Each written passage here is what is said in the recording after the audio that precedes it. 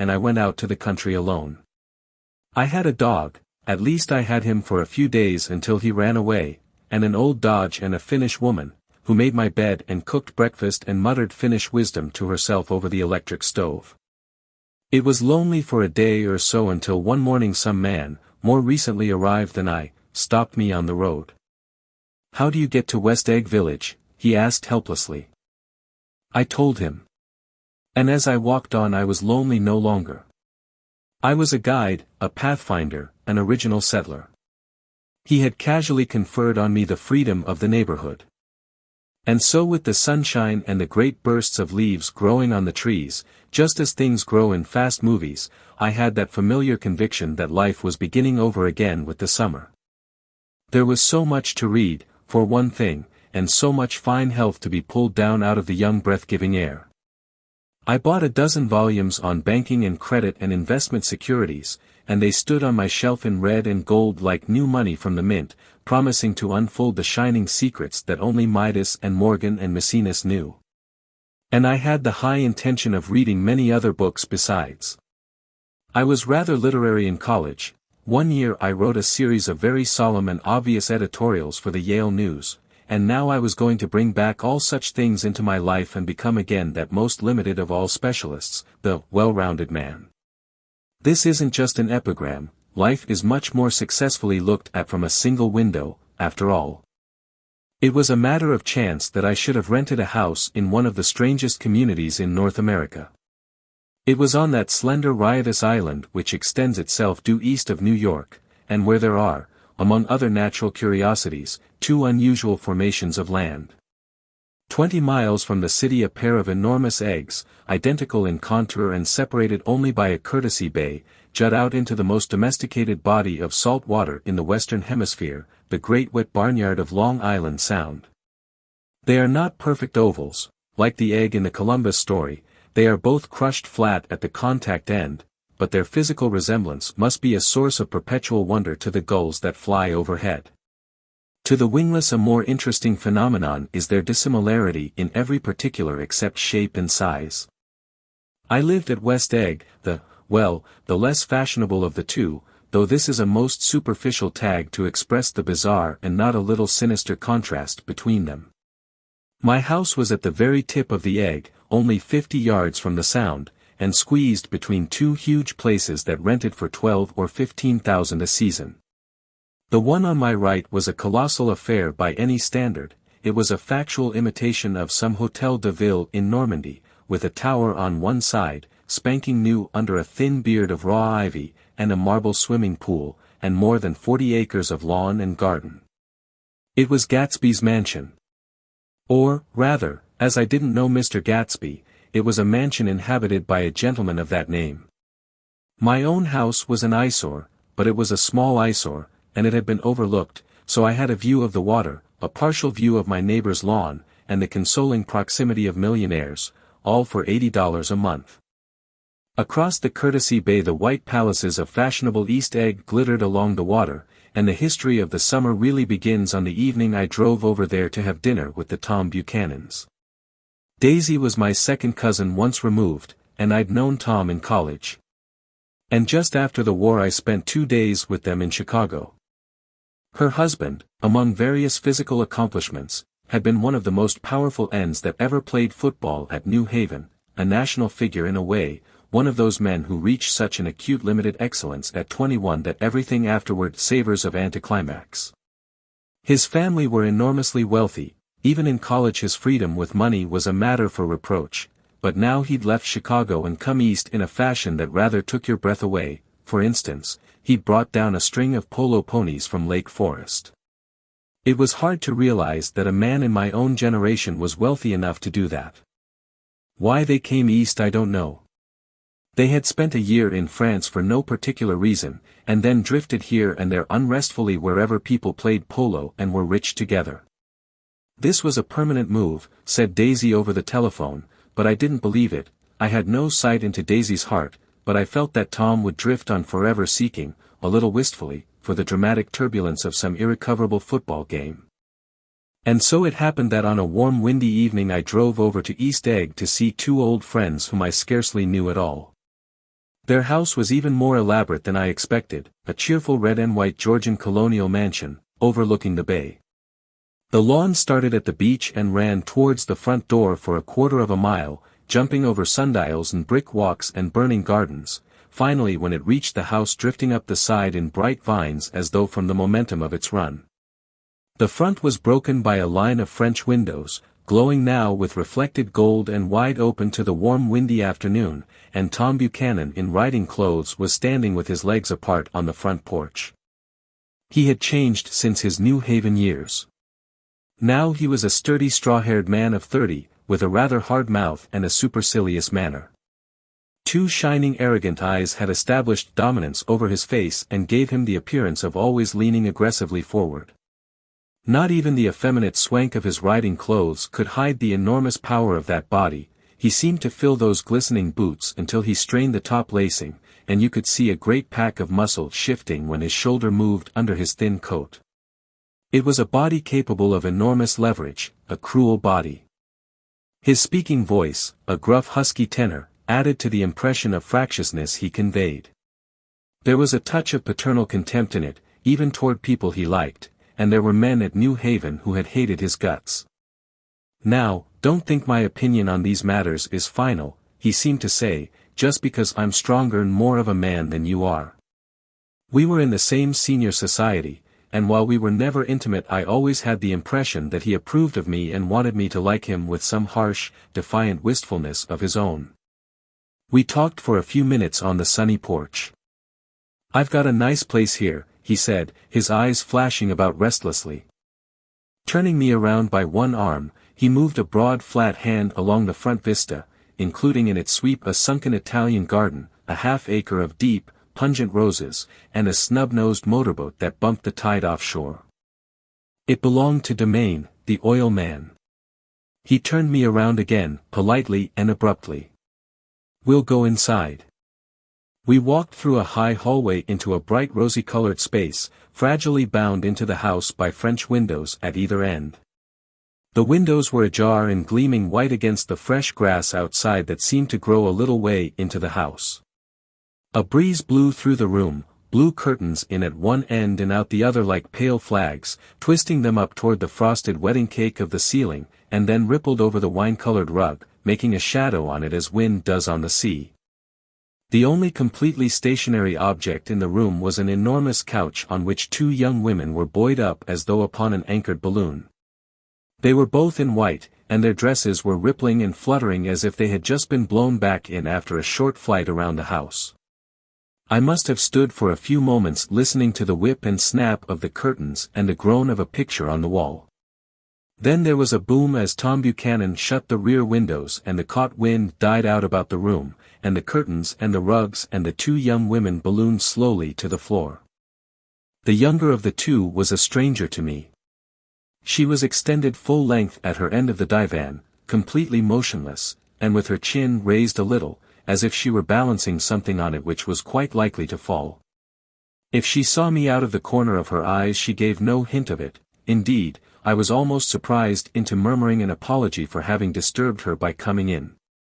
The other girl, Daisy, made an attempt to rise. She leaned slightly forward with a conscientious expression, then she laughed, an absurd, charming little laugh, and I laughed too and came forward into the room. "I'm paralyzed with happiness." She laughed again, as if she said something very witty, and held my hand for a moment, looking up into my face, promising that there was no one in the world she so much wanted to see. That was a way she had. She hinted in a murmur that the surname of the balancing girl was Baker. I've heard it said that Daisy's murmur was only to make people lean toward her, an irrelevant criticism that made it no less charming. At any rate, Miss Baker's lips fluttered, she nodded at me almost imperceptibly, and then quickly tipped her head back again. The object she was balancing had obviously tottered a little and given her something of a fright. Again a sort of apology arose to my lips. Almost any exhibition of complete self-sufficiency draws a stunned tribute from me. I looked back at my cousin, who began to ask me questions in her low, thrilling voice. It was the kind of voice that the ear follows up and down, as if each speech is an arrangement of notes that will never be played again. Her face was sad and lovely with bright things in it, bright eyes and a bright passionate mouth, but there was an excitement in her voice that men who had cared for her found difficult to forget, a singing compulsion, a whispered listen, a promise that she had done gay, exciting things just a while since and that there were gay, exciting things hovering in the next hour. I told her how I had stopped off in Chicago for a day on my way east, and how a dozen people had sent their love through me. "Do they miss me?" she cried ecstatically. "The whole town is desolate. All the cars have the left rear wheel painted black as a mourning wreath, and there's a persistent wail all night along the North Shore. How gorgeous! Let's go back, Tom. Tomorrow." Then she added irrelevantly, "You ought to see the baby." "I'd like to. She's asleep. She's 3 years old. Haven't you ever seen her?" "Never." "Well, you ought to see her.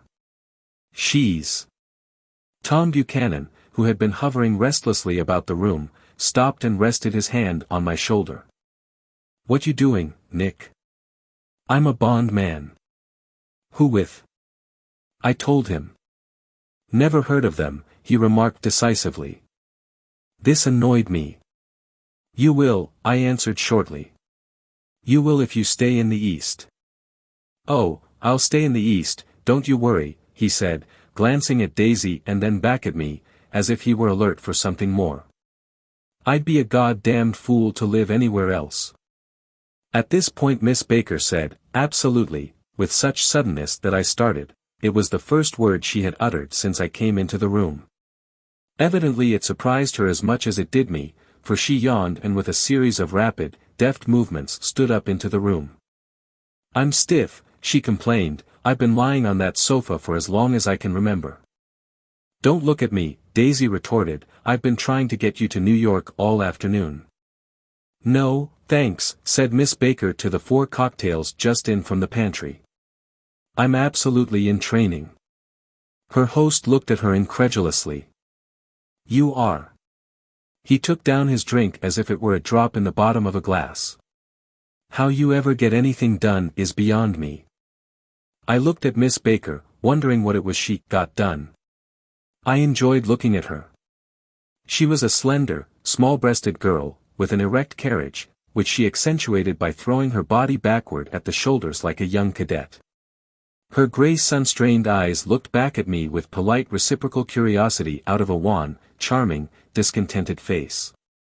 It occurred to me now that I had seen her, or a picture of her, somewhere before. "You live in West Egg," she remarked contemptuously. "I know somebody there." "I don't know a single." "You must know Gatsby." "Gatsby?" demanded Daisy. "What Gatsby?" Before I could reply that he was my neighbor, dinner was announced. Wedging his tense arm imperatively under mine, Tom Buchanan compelled me from the room as though he were moving a checker to another square. Slenderly, languidly, their hands set lightly on their hips, the 2 young women preceded us out onto a rosy-colored porch, open toward the sunset, where 4 candles flickered on the table in the diminished wind. "Why candles?" objected Daisy, frowning. She snapped them out with her fingers. "In 2 weeks it'll be the longest day in the year." She looked at us all radiantly. "Do you always watch for the longest day of the year and then miss it?" "I always watch for the longest day in the year and then miss it." "We ought to plan something," yawned Miss Baker, sitting down at the table as if she were getting into bed. "All right," said Daisy. "What'll we plan?" She turned to me helplessly. "What do people plan?" Before I could answer her eyes fastened with an odd expression on her little finger. "Look," she complained, I heard it. We all looked, the knuckle was black and blue. "You did it, Tom," she said accusingly. "I know you didn't mean to, but you did do it. That's what I get for marrying a brute of a man, a great, big, hulking physical specimen of a—" "I hate that word, hulking," objected Tom crossly, "even in kidding." "Hulking," insisted Daisy.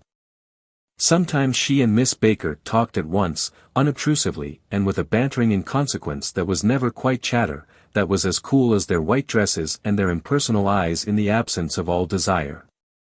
They were here, and they accepted Tom and me, making only a polite pleasant effort to entertain or to be entertained. They knew that presently dinner would be over and a little later the evening too would be over and casually put away. It was sharply different from the West, where an evening was hurried from phase to phase towards its close, in a continually disappointed anticipation or else in sheer nervous dread of the moment itself. "You make me feel uncivilized, Daisy," I confessed on my second glass of corky but rather impressive claret. "Can't you talk about crops or something?" I meant nothing in particular by this remark, but it was taken up in an unexpected way. "Civilization's going to pieces," broke out Tom violently. "I've gotten to be a terrible pessimist about things. Have you read The Rise of the Colored Empires by this man Goddard?" "Why, no," I answered, rather surprised by his tone. "Well, it's a fine book, and everybody ought to read it. The idea is if we don't look out the white race will be utterly submerged. It's all scientific stuff, it's been proved." "Tom's getting very profound," said Daisy, with an expression of unthoughtful sadness. "He reads deep books with long words in them." "What was that word we?" "Well, these books are all scientific," insisted Tom, glancing at her impatiently. "This fellow has worked out the whole thing. It's up to us, who are the dominant race, to watch out or these other races will have control of things. We've got to beat them down," whispered Daisy, winking ferociously toward the fervent sun. "You ought to live in California," began Miss Baker, but Tom interrupted her by shifting heavily in his chair. "This idea is that we're Nordics. I am, and you are, and, after an infinitesimal hesitation he included Daisy with a slight nod, and she winked at me again. "And we've produced all the things that go to make civilization, science and art, and all that. Do you see?" There was something pathetic in his concentration, as if his complacency, more acute than of old, was not enough to him any more. When, almost immediately, the telephone rang inside and the butler left the porch, Daisy seized upon the momentary interruption and leaned towards me. "I'll tell you a family secret," she whispered enthusiastically. "It's about the butler's nose."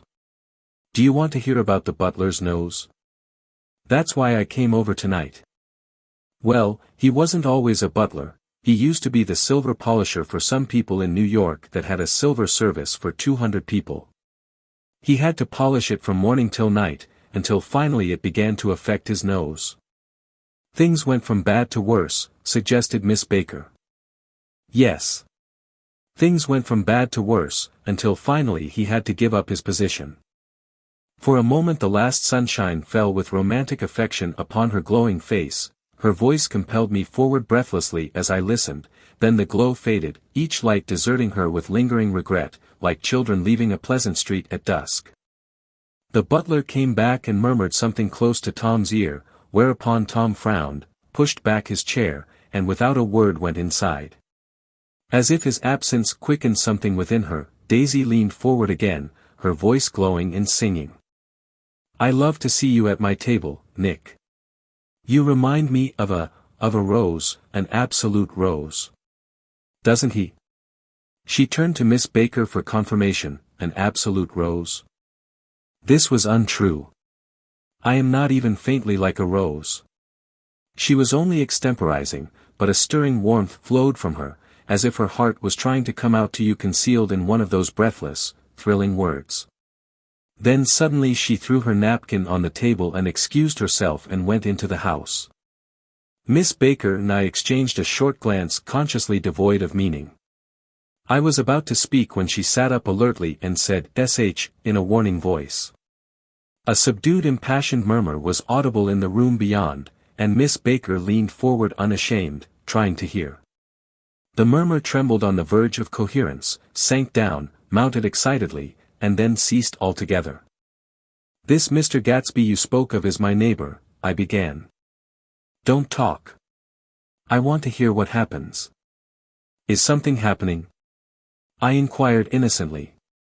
"You mean to say you don't know?" said Miss Baker, honestly surprised. "I thought everybody knew." "I don't." "Why,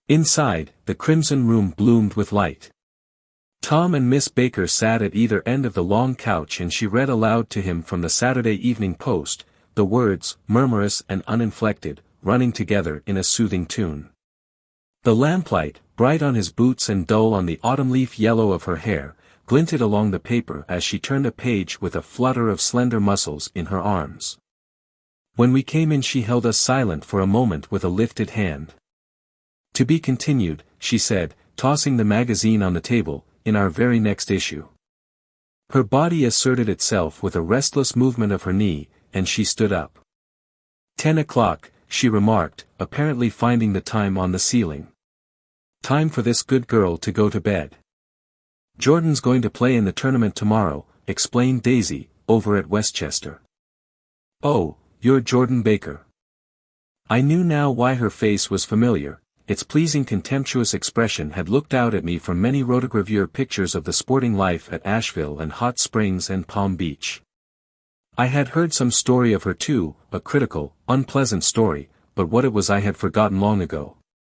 "Good night," she said softly. "Wake me at 8, won't you? If you'll get up." "I will. Good night, Mr. Carraway. See you anon." "Of course you will," confirmed Daisy. "In fact I think I'll arrange a marriage. Come over often, Nick, and I'll sort of, fling you together. You know, lock you up accidentally in linen closets and push you out to sea in a boat, and all that sort of thing." "Good night," called Miss Baker from the stairs. "I haven't heard a word." "She's a nice girl," said Tom after a moment. "They oughtn't to let her run around the country this way." "Who oughtn't to?" inquired Daisy coldly. "Her family. Her family is one aunt about 1,000 years old. Besides, Nick's going to look after her, aren't you, Nick? She's going to spend lots of weekends out here this summer. I think the home influence will be very good for her." Daisy and Tom looked at each other for a moment in silence. "Is she from New York?" I asked quickly. "From Louisville. Our white girlhood was passed together there. Our beautiful white." "Did you give Nick a little heart-to-heart talk on the veranda?" demanded Tom suddenly. "Did I?"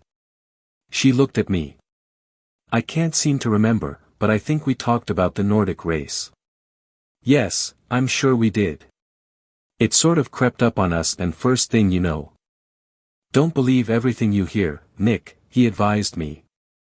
I said lightly that I had heard nothing at all, and a few minutes later I got up to go home. They came to the door with me and stood side by side in a cheerful square of light. As I started my motor, Daisy peremptorily called, "Wait. I forgot to ask you something, and it's important. We heard you were engaged to a girl out west." "That's right," corroborated Tom kindly. "We heard that you were engaged." "It's a libel. I'm too poor." "But we heard it," insisted Daisy, surprising me by opening up again in a flower-like way. "We heard it from 3 people, so it must be true." Of course I knew what they were referring to, but I wasn't even vaguely engaged. The fact that gossip had published the bans was one of the reasons I had come east. You can't stop going with an old friend on account of rumors, and on the other hand I had no intention of being rumored into marriage. Their interest rather touched me and made them less remotely rich. Nevertheless, I was confused and a little disgusted as I drove away. It seemed to me that the thing for Daisy to do was to rush out of the house, child in arms, but apparently there were no such intentions in her head. As for Tom, the fact that he had some woman in New York was really less surprising than that he had been depressed by a book. Something was making him nibble at the edge of stale ideas as if his sturdy physical egotism no longer nourished his peremptory heart. Already it was deep summer on roadhouse roofs and in front of wayside garages, where new red petrol pumps sat out in pools of light, and when I reached my estate at West Egg I ran the car under its shed and sat for a while on an abandoned grass roller in the yard. The wind had blown off, leaving a loud, bright night, with wings beating in the trees and a persistent organ sound as the full bellows of the earth blew the frogs full of life. The silhouette of a moving cat wavered across the moonlight, and, turning my head to watch it, I saw that I was not alone. 50 feet away a figure had emerged from the shadow of my neighbor's mansion and was standing with his hands in his pockets regarding the silver pepper of the stars. Something in his leisurely movements and the secure position of his feet upon the lawn suggested that it was Mr. Gatsby himself, come out to determine what share was his of our local heavens. I decided to call to him. Miss Baker had mentioned him at dinner, and that would do for an introduction. But I didn't call to him, for he gave a sudden intimation that he was content to be alone. He stretched out his arms toward the dark water in a curious way, and, far as I was from him, I could have sworn he was trembling. Involuntarily I glanced seaward, and distinguished nothing except a single green light, minute and far away, that might have been the end of a dock. When I looked once more for Gatsby he had vanished, and I was alone again in the unquiet darkness.